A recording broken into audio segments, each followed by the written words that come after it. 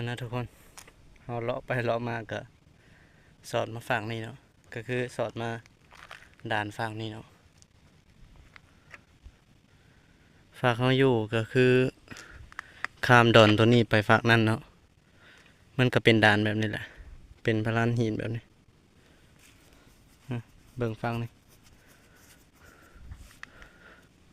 จักสิไปทางไหนเนาะเฮาบ่เคยมาก็เลยมาจักบอลไปคือกันเลาะแบบนี้แหละ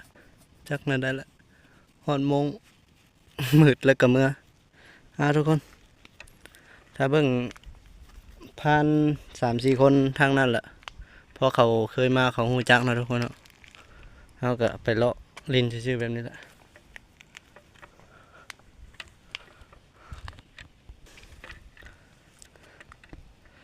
บ่คือสิบ่แม่นทีมงานเฮาทุกคนหรือว่าแม่นวะ เบิ่งไกลเบิ่งบ่ออกถ้าติดตามเบิ่งนำกันเบิ่งทีมงานเฮาแหละเฮาก็คือสิบ่ได้อีหยังแล้ว